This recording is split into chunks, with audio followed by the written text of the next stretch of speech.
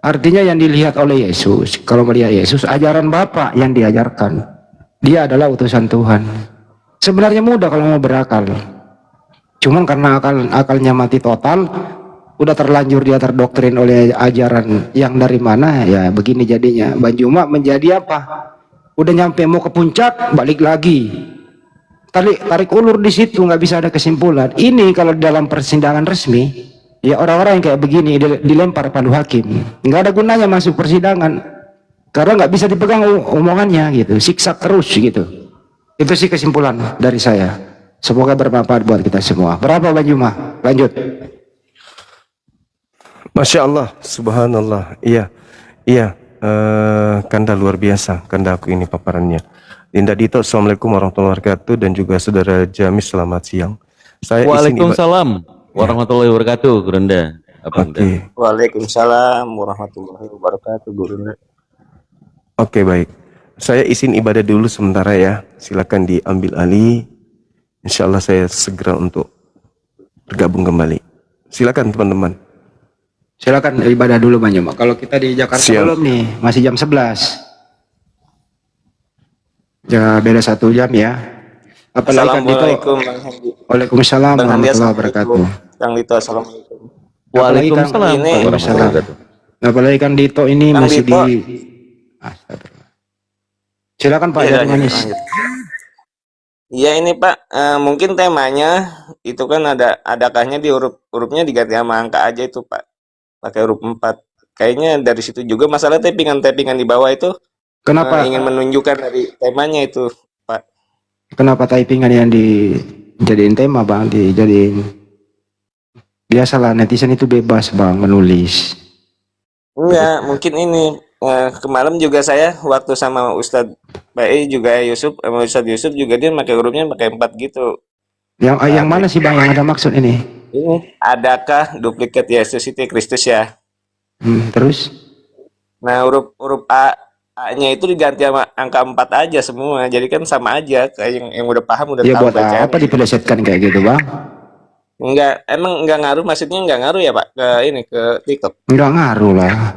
Oh iya siap ngapa? Ya kalau TikTok memblokir nggak ada masalah Bang, kita bikin lagi banyak kok. Itu loh, tenang aja. Untuk menyebarkan kebaikan itu Bang, kita harus berani. Nggak boleh abu-abu gitu. Islam itu nggak boleh abu-abu. Hitam ya putih gitu loh.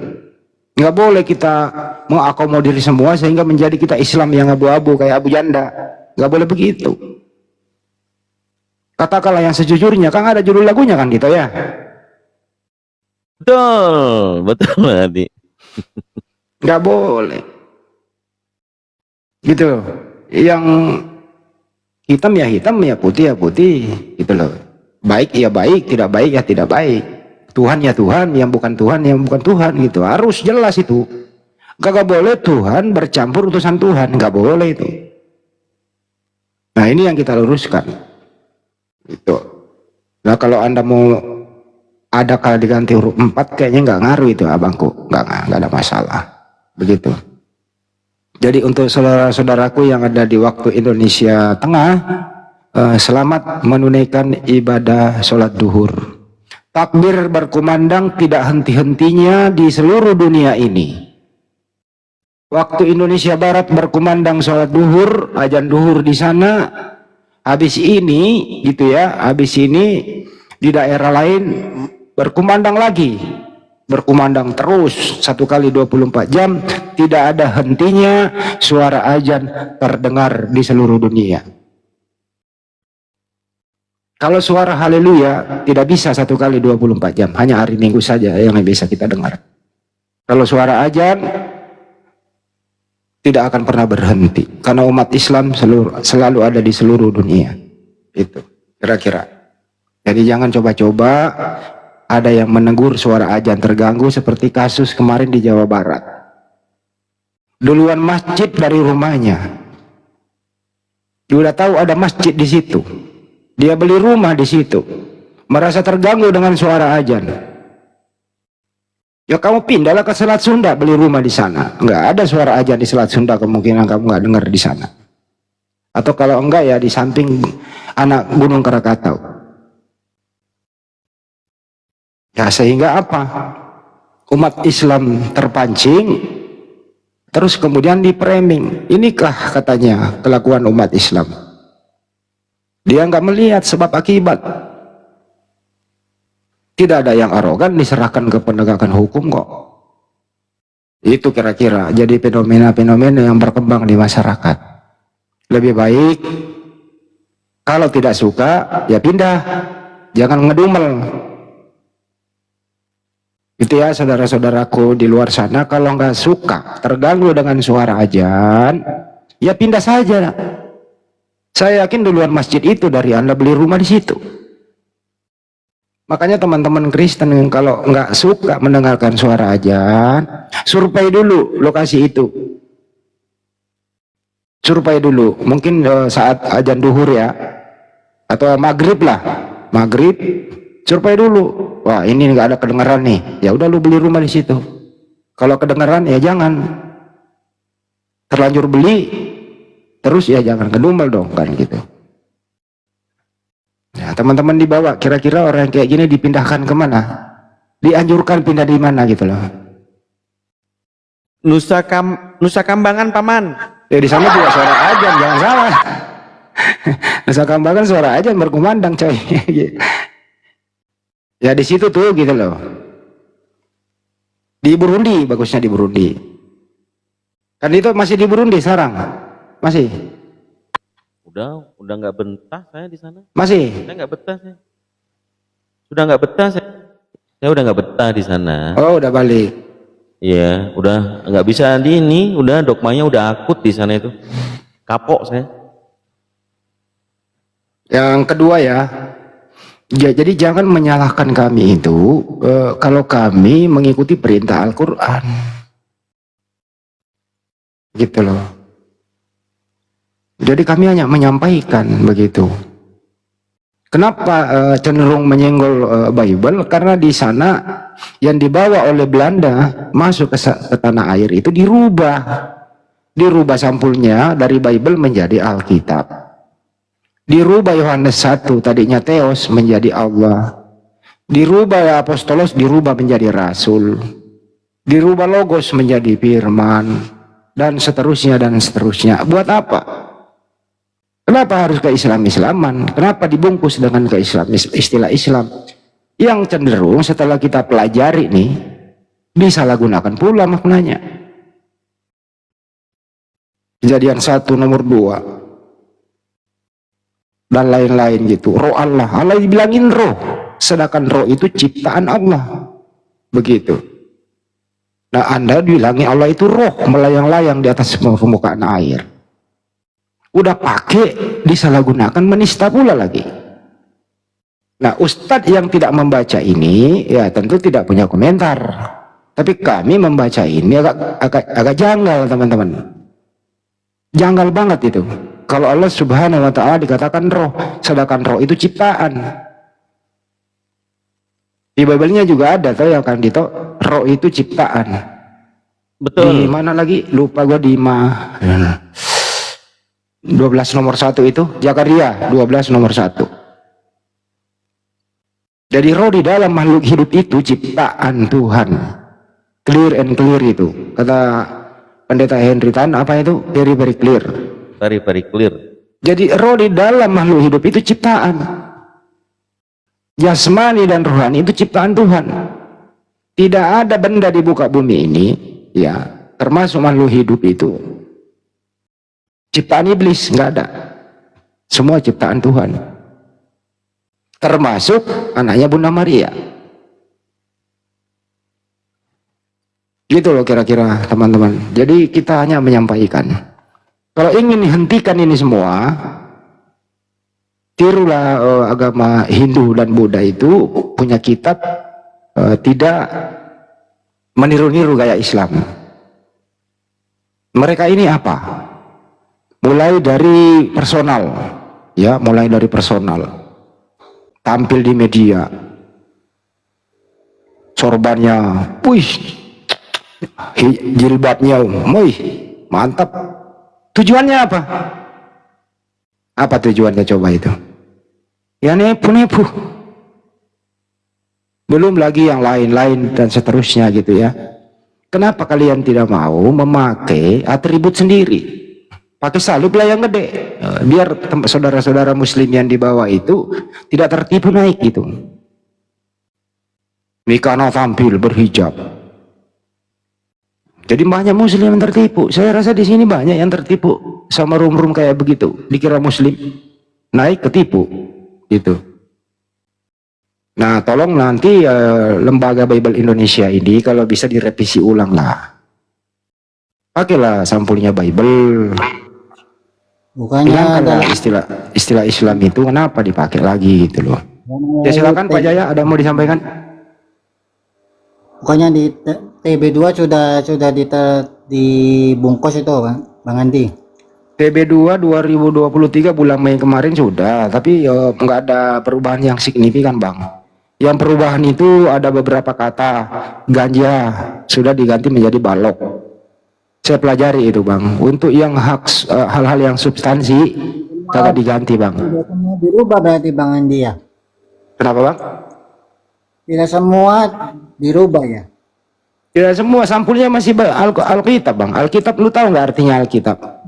Alkitab itu nama lain daripada Al-Quran.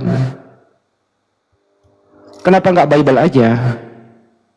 Bible Kan itu udah begini Bang, Bible itu kumpulan buku-buku.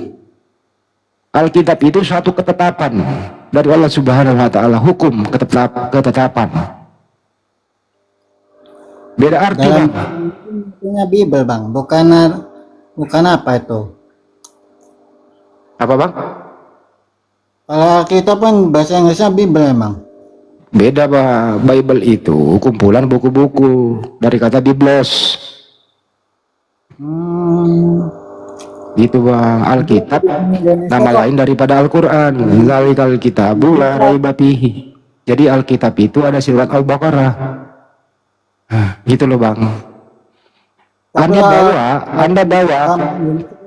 bawa Alkitab ini nih, Anda bawa Alkitab ini ke luar negeri, nggak dikenal oleh Vatikan Bang, nggak dikenal. Bener Bang. Jelas dikenal. Ya kenapa nggak nyamain aja Bang? Kalau menurut Bang Andi, Ya. Ini terjemahan Agung ya? Ini Pendeta Agung. Yoi. Oh Pendeta Agung, masa ternyata Pendeta Agung kan itu. Nah, aku tadi di rumah Bang Andi itu. Dia kesini, aku kesini. Gimana menurut Anda Pak Agung? Nah, menurut Bang Andi,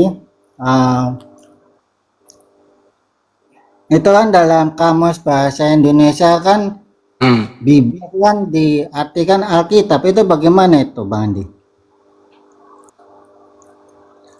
Saya bilang tadi Alkitab itu beda makna, beda arti dengan Bible. Alkitab itu dari bahasa Al-Quran. Alkitab itu Al-Quran itu sendiri. Nama lain daripada Al-Quran adalah Alkitab. Begitu loh. Terjemahannya salah dong berarti. Hah? Terjemahannya salah dong. Ya Bible lu terjemahkan ke Indonesia. Bible nih, kamu mau terjemahkan ke Indonesia nih. Ya, kumpulan buku-buku atau buku-buku. Kan di dalamnya kumpulan tulisan, Bang. Karangan Matius, karangan Lukas, karangan Yohanes, ya. Pendapat Paulus, mimpi Yohanes di Patmos, itu kan digabung. Ambil kitabnya Yahudi, dikumpul jadi satu berdasarkan apa namanya ya, kriteria yang masuk kanonisasi. Dijadikanlah sebuah buku, isinya buku-buku, karangan-karangan penulis. Alkitab itu bukan karangan penulis, bersumber dari Sang Pencipta Allah Subhanahu wa taala. Beda makna, Bang. Oh iya. I see Bang, I see. Gitu loh. Jadi tapi terlanjur mereka pakai, nggak ngerti. Jarang pendeta itu kalau ditanya apa arti Alkitab, jarang pendeta bisa menjawab. Nah, itu dia. Jarang. Benar. Arti Bible aja ditanya nih, apa arti Bible? Apa makna sebenarnya Bible itu? gini biar sama-sama belajar ya Bang ya. Iya Pak Agung. Ya kita ini hanya mau menyampaikan bahwa jadilah Kristen yang mempunyai jati diri, terus mempunyai kriteria tersendiri, supaya jelas perbedaannya antara Kristen, Islam, Buddha, dan Hindu. Nah itu ya. Kenapa Kristen di Indonesia ini gitu loh ya, cenderung yang dia pegang itu berbau Islam dan berbau Yahudi. Hilang jati dirinya dari Roma, hilang dia di sana.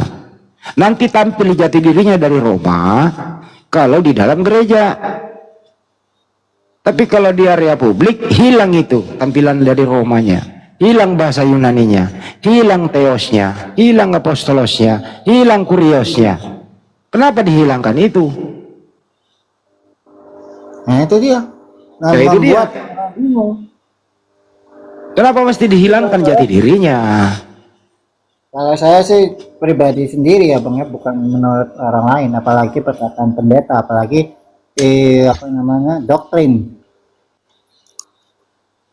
Anda Pak Agung mau tahu penyebabnya dari mana? Boleh?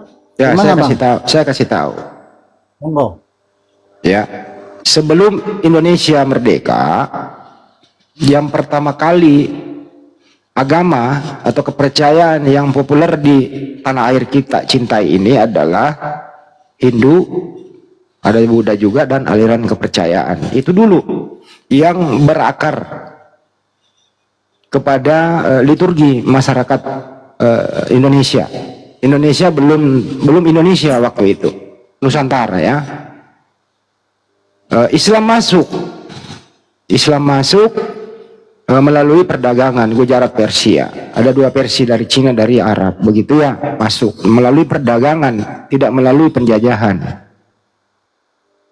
Dalam berdagang sambil berdakwah, berdagang jujur, timbangan harus baik, tiba waktu sholat. Penduduk setempat bertanya, apa yang antum lakukan? Inilah ajaran Islam yang kami ajarkan. Harus adil, harus jujur, tidak boleh berbohong, berbagi sesama, hablum minan nas diperbaiki, dan seterusnya. Orang-orang pribumi waktu itu tertarik memeluk Islam. Kesimpulannya, jayalah Islam berbagai kerajaan-kerajaan Islam di seluruh Nusantara.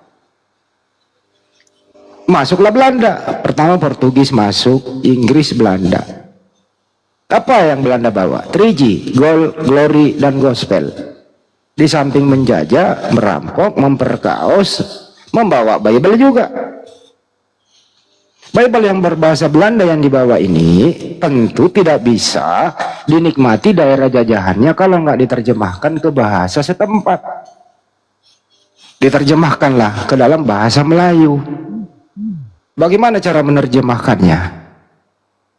Mereka tidak ada yang bisa mengintervensi. Dia adalah penjajah. Sesuka hatinya saja.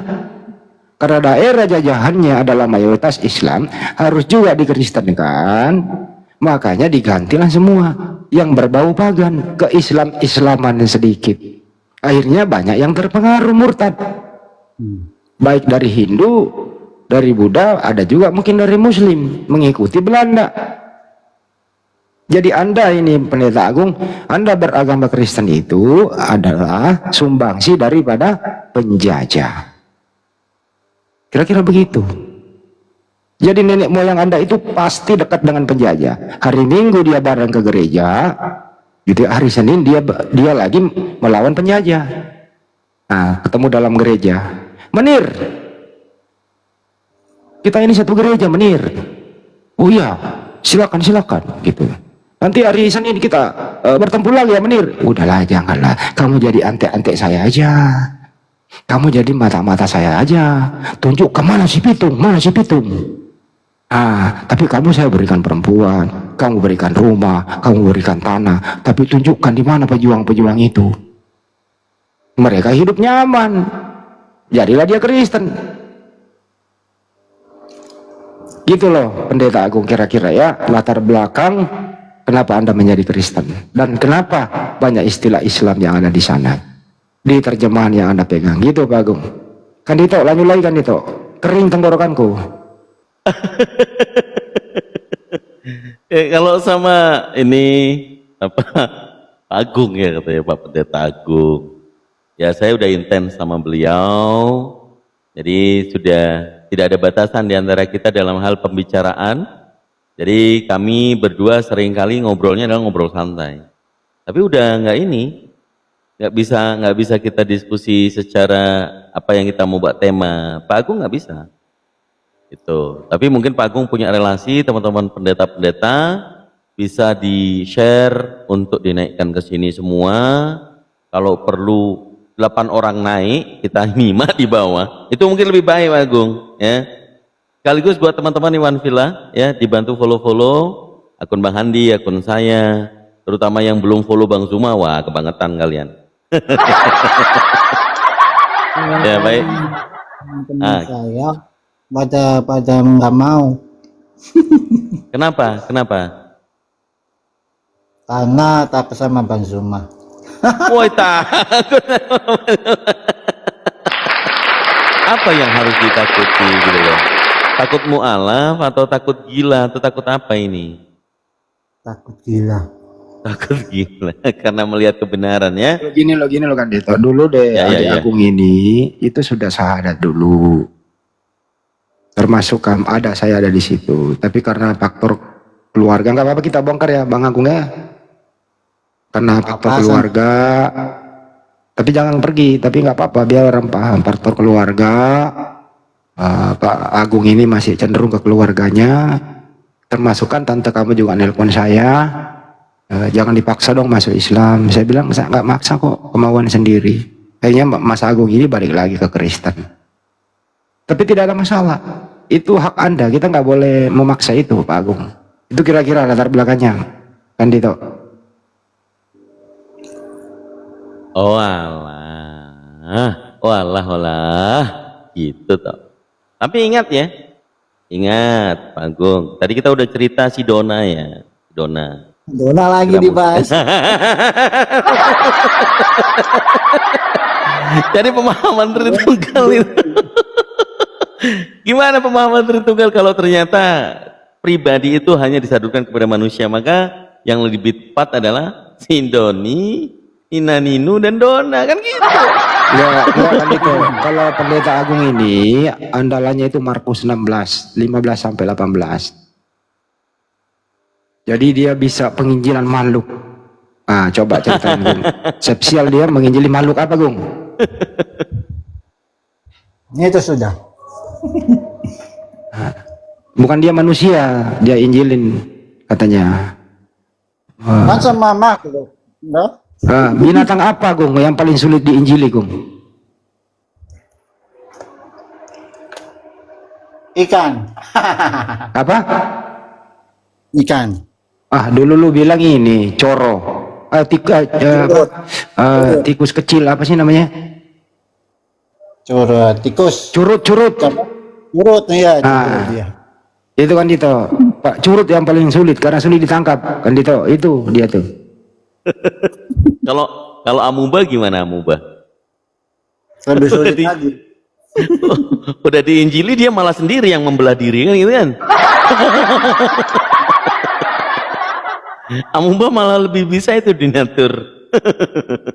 Oke, jadi Pak Agung kalau memang historinya seperti itu, tadi kan kita sempat berbicara nih. Kalau sebenarnya papanya aman-aman saja, cuman dari mama ya, dari mama yang ngomel.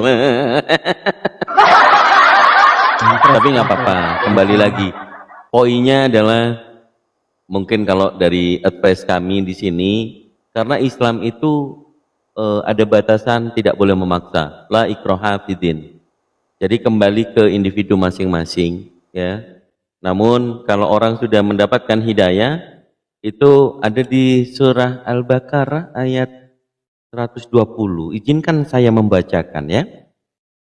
Ini untuk renungan buat teman-teman yang kemarin sudah menemukan hidayah, menerima, kemudian kok tiba-tiba seperti ini gitu ya, atau meninggalkan hidayah itu atau kembali murtad. ini maknanya sangat dalam sekali. Jadi di surah Al-Baqarah ayat 120 ini, izin saya bacakan, saya cari dulu data saya, karena saya bukan penghafal seperti gurunda kita kan. Gurunda kita ini Masya Allah hafalannya. Kalau saya berdasarkan literatur referensi yang bisa saya tampilkan atau saya bacakan, begitu. 120 ya Allah. 120 ya Allah. Ini masih 100, 106, 116, 17, 18, 90. Nah, dalam makna terjemahannya yang saya izin sharekan ya, kalau untuk membacakan ayat saya belum belum mandi. Apalagi sebelum zuhur kita mandi. Oke. Ini sudah Apa? azan. Oh, udah azan di Surabaya. Oke. Gini. Coba sambil dibuka teman-teman ya. Surah Al-Baqarah ayat 120 dalam makna terjemahannya. Dan orang-orang Yahudi dan Nasrani tidak akan rela kepadamu Muhammad sebelum engkau mengikuti agama mereka. Katakanlah, sesungguhnya petunjuk Allah itu petunjuk yang sebenarnya. Dan jika engkau mengikuti keinginan mereka, setelah ilmu kebenaran sampai kepadamu, tidak akan ada bagimu pelindung dan penolong Allah. Jadi kalau sudah mendapatkan petunjuk, kemudian kembali ingkar, tapi memang sudah dijelaskan orang Yahudi dan Nasrani itu tidak rela nih, tidak merelakan Nabi Muhammad sampai, apalagi umatnya nih, sampai mereka menginginkan betul-betul kita ini, umat Islam ini masuk ke dalam agama mereka. Kalau Yahudi karena keturunan ya, atau bukan agama, melainkan praktisi Judaism dari kesukuan, yang bukan dari suku Yahudi atau Bani Israel nggak bisa, maka yang Nasrani ini banyak sekte-sekte termasuk Kristen, maka banyak orang akhirnya ingin dimasukkan ke kekristenan atau dimurtadkan.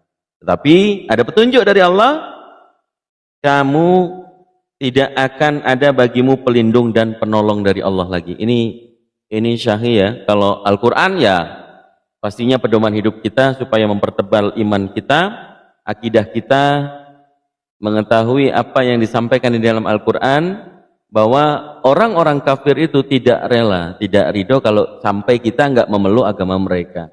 Poinnya ada di sana ya. Oke, Pak Andi. Itu dari saya.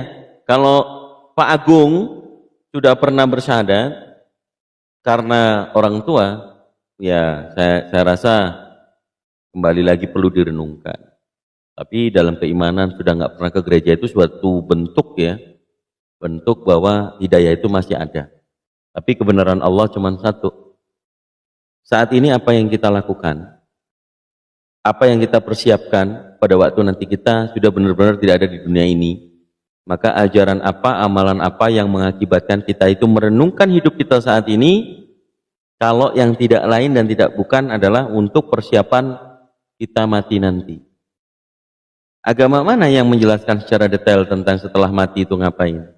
Dan bagaimana pertanggungjawaban di dunia ini?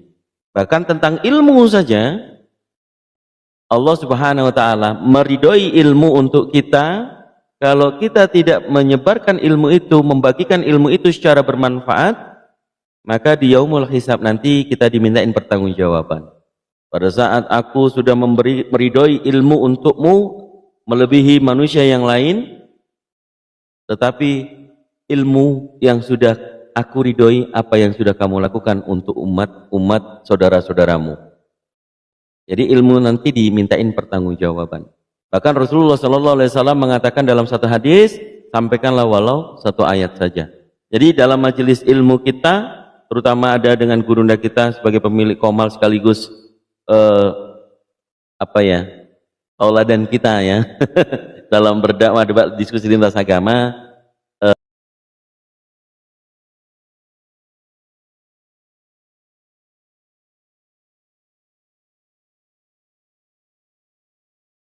bagi saya, Bang Handi, dan semua teman-teman sahabat-sahabat apologet Islam Indonesia, yang satu padu kita dalam satu barisan, satu komando untuk membantah subhat, membentengi umat dari pemurtatan.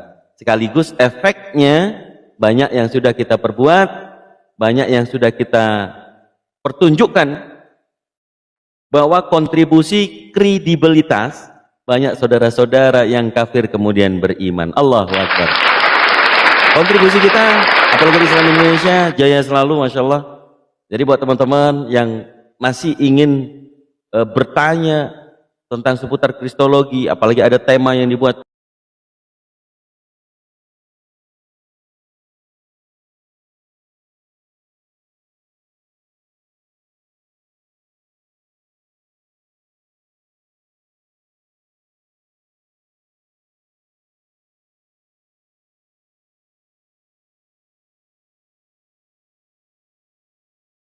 akan menyesatkan orang banyak.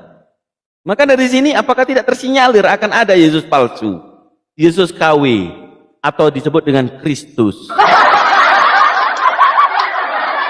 Saya rasa kalau saya udah ngomong begini ya bahaya nih, OT-nya nggak ada yang naik nih, gimana? Kalau Jayadrian pernah mualaf, saya rasa perlu direnungkan, hati-hati, kepleset tangga kemudian jatuh, jasad dan rohnya sudah berpisah, bingung nanti. Yang pastinya dipeti, nggak dikapani. Allahu Akbar. Baik Bang Handi, gantian dulu. Saya mau persiapan juga menuju sholat duhur. Bang Handi monitor. Bang Handi. Sholat. Oh lagi sholat. Oh enggak, belum. Belum lah. Nah, belum sholat di sini. Belum waktunya kok. Ya. Saya persiapan. Di Ya itu sini dulu udah- Iwan Pila, silakan. Ayo. Agung sekarang masih Surabaya. Keliling aku, Bang. Kemarin tuh mau sempat ketemu nggak jadi lu, saya di Surabaya. Nggak bener juga kamu. Mau ketemu susah. Aku ke Jakarta malah itu. Ya, kamu ganti nomor sih, nggak hubungin aku. Ke Surabaya, aku malah ke Bekasi. Ya udah kalau ke Jakarta ya lu telepon gua gitu. Iya. Masih tetap kan nomornya? Iyalah, nggak ganti lah, masih itu. Oke, siap. Nanti kalau di Bekasi aku kabarin aja. Agung ini teman-teman keluarganya banyak muslim juga. Betul ya Agung? Iya. Dari bokap kamu muslim ya? Bukan? Iya. Ibu yang murtad. Iya. Nah itu bokapnya muslim dulu, tapi bokap udah masih ada? Masih lah. Hah? Masih. Bokap masih muslim sekarang? Udah ikut. Oh murtad juga. Mm-mm. Oh udah pada murtad. Tante apa semua keluarga masih banyak muslim gitu ya? Ada sebagian Muslim, sebagian Kristen. Nagung, ada nggak ajaran Islam yang kamu tidak suka? Nggak ada sih, semuanya baik-baik aja. Nggak, menurut hatimu yang kata hati nih? Nggak ada. Nggak, kata hati nih. Kamu lebih bahagia jadi Kristen? Taruh lu Gung.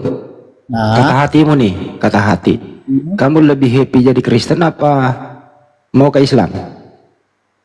kata hatiku sih ke Kristen.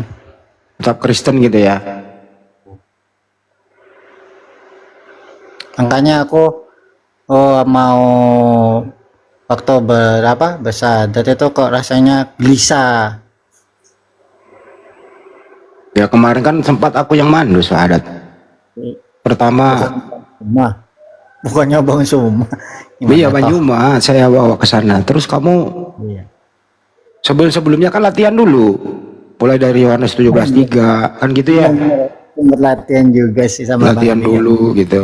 Setelah oke baru ke Banyuma yang sahkan. Seminggu kemudian aku diserang tante umum lewat HP saya, tapi saya jawabnya santai aja, nggak lawan dia. Saya bilang terserah ibu, mau kembali Kristen nggak ada masalah, nggak ada yang larang kok, hak asasi gitu loh, nggak melanggar hukum juga tuh, ya nggak Gung? Mm-mm. Akhirnya kamu memilih untuk kembali lagi, nggak ada masalah. Cuman masing-masing orang itu dimintai pertanggungjawabannya. Betul. Itu Gung. Islam Ya. itu nggak butuh Anda yang butuh Islam. Tanpa Anda itu Islam tetap jaya. Islam itu artinya selamat. Memang kalau Islam itu Agung itu ya harus memang penuh dengan hukum, aturan. Aturannya jelas. Nggak bebas begitu. Baik cara beribadah, membersihkan diri, terus kemudian soal makanan juga. Nah, itu diatur dalam Islam. Kalau di Kristen ada aturan nggak Gung di Kristen? Kalau aturan sih ada ya. Seperti Contohnya- apa? Contohnya aja 10 dalam Taurat ya. Jangan mencuri. Nah, itu hukumnya, jangan mencuri, nanti berbuat dosa. Tapi masih ada Itu yang kayak Gung, gitu. Gung itu hukum Taurat punya Yudaisme loh, bukan untuk seluruh dunia loh itu hukum Taurat itu. Tapi berlaku nggak buat kita semua? Enggak.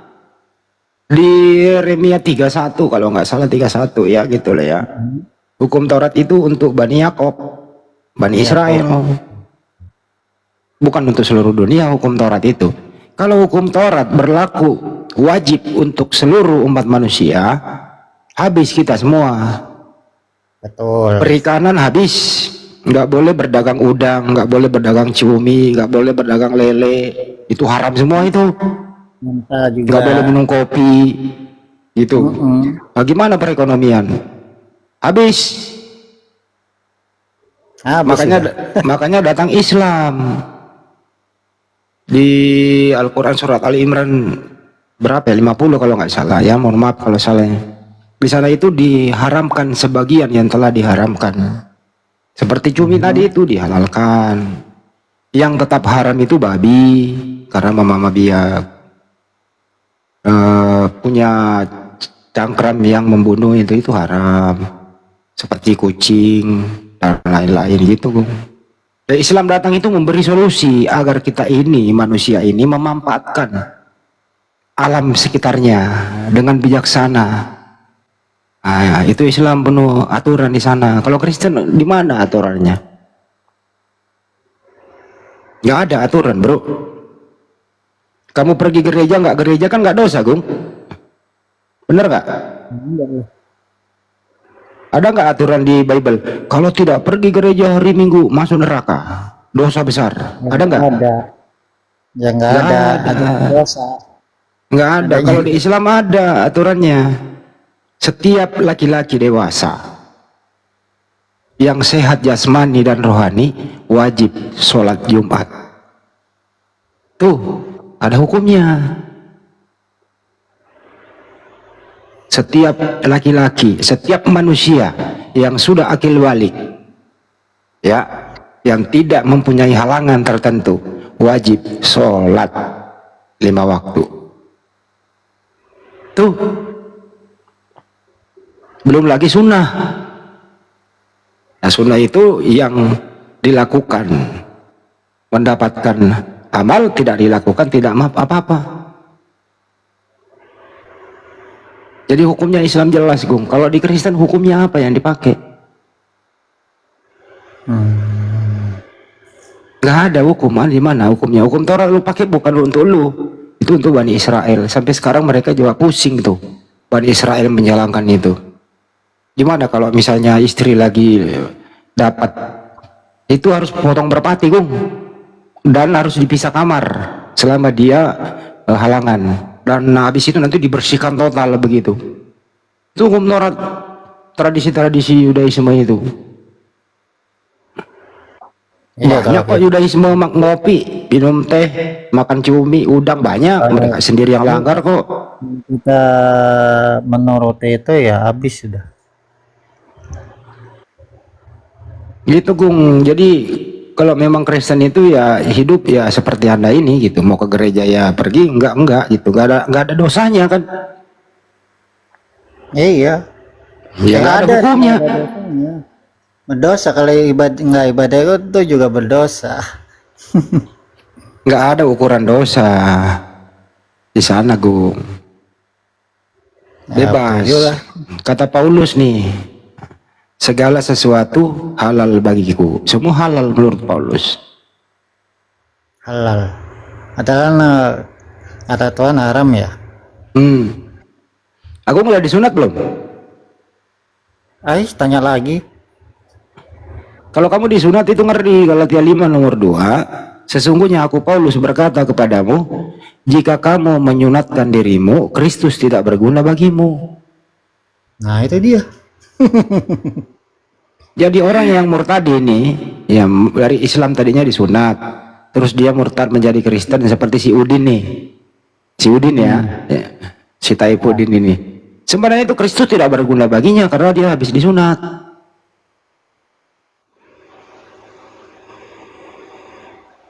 Gitu loh. Jadi Islam itu memang selalu solusi yang terindah. Islam itu indah. Kenapa indah? Karena ada aturannya yang jelas. Memuliakan semua para nabi, Gung. Islam itu termasuk anaknya Bunda Maria itu, gitu. Kita muliakan itu. Itu nama aslinya Iso ya. Iso. Bukan Yesus nama aslinya anak Bunda Maria itu. Paham nggak Gung? Nama aslinya anaknya Bunda Maria. Tahu lah. Siapa nama aslinya? Yesua. Ya. Kenapa jadi Kristus? Kenapa jadi Yesus? Artinya ada dua Gung, ada dua. Yesus. Ya. Yesus Kristus kan diambil dalam bahasa Inggris kan katakan Jesus Christ. Ya udah hilang, udah hilang daripada budayanya di waktu dia lahir, tempatnya dia lahir nggak dikenal itu. Dia udah ke Yunanian, gitu Gung. Iya. Menurut kamu Gung, anaknya Maria punya dosa nggak? Nggak ada karena di dalam Alkitab kan dijelaskan dia manusia yang sempurna. Oke. Dia orang yang mulia ya, orang soleh ya. Ya, dia Immanuel. Tapi kenapa dia yang disalib? Kan nggak boleh membunuh orang yang tidak bersalah Gung. Nah itu dia yang saya bingungkan, kenapa dia disalib, karena katanya manusia sempurna. Kalau saya ya Bang, kalau ada di zaman itu yang disalib bukan dia tapi saya, gitu.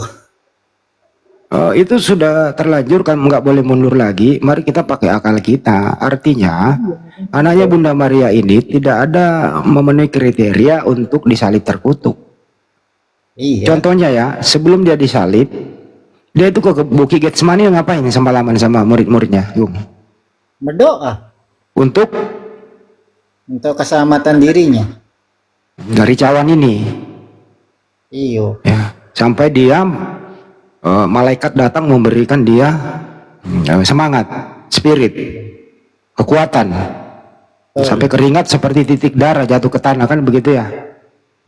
Iya, karena saat-saat itulah mereka sudah tahu akan ditangkap untuk disalib, kan gitu ya? Betul. Nah, dia menyerahkan hidupnya. Andaikan cawan ini berlalu dariku, bukan kehendakku, tapi kehendakmu ya Bapak. Dia serahkan, dia pasrahkan hidupnya. Artinya apa? Menurut Agung, doanya ditolak apa diterima? Diterima sih. Diterima berdasarkan Ibrani 5 nomor 7. Karena kesolehannya ia diselamatkan dari maut dan doanya didengarkan. Artinya Bapak yang mengutus dia ini menyelamatkan dari siksaan salib. Itu dulu poinnya. Nah, yang disalib siapa? Ada penyaliban memang terjadi di mata mereka supaya mereka benar-benar terpenuhi hawa nafsu iblis mereka. Ada orang yang disalib tapi disangka anaknya Maria. Siapakah itu yang disalib? Satu nih tanda-tandanya nih. Pendosa, pemakan suap, ingkar, pemberontak. Itulah yang disalib. Diberi gelar Kristus juga. Gimana Gung, masuk materi ini, masuk apa enggak nih? Masuk. Masuk. Kalau mau kita akal kita seperti itulah jadinya. Jadi yang disalib bukan orang soleh, tapi orang pengkhianat, betul? Betul, iya, kalau kita kan seperti itu. Dan bahkan diberikan contoh, orang penjahat yang satu percaya kepada Kristus, yang satu tidak. Nah, itu dia. Jadi yang disalib itu bukan anaknya Maria, tapi yang disalib itu adalah pengkhianat, diberi juga nama Kristus, gelar Kristus, diberi nama Yesus juga. Syaratnya setelah dia mati, bangkit kembali menjadi Tuhan. Jadi kalau Anda menuhankan Yesus, bukan anaknya Maria, tapi orang fasik inilah tadi yang disalib. Paham sampai sini, Gung? Hampa. Paham ya? Paham. Nah, di situ jelas di Kisah 2:36 sama Roma 14 nomor 9. Kisah 2:36 itu khotbah Petrus yang ditulis oleh Lukas berkata begini nih, kurang lebih ya. Bapa di surga menjadikan Kristus Tuhan Yesus yang telah engkau salibkan itu. Jadi yang mati terkutuk di tiang salib itu dijadikan Tuhan dan Kristus. Itulah yang kau tuhankan, Gung. Ini bisa kok diskusi kita secara akademik. Yang penting jujur. Yang penting jujur di sini. Itu, Gung. Itu sudah. Intinya kan nggak boleh membunuh orang yang tidak bersalah. Betul. Itu menurut kalau Yesus, menurut ya, anaknya Maria nggak punya salah.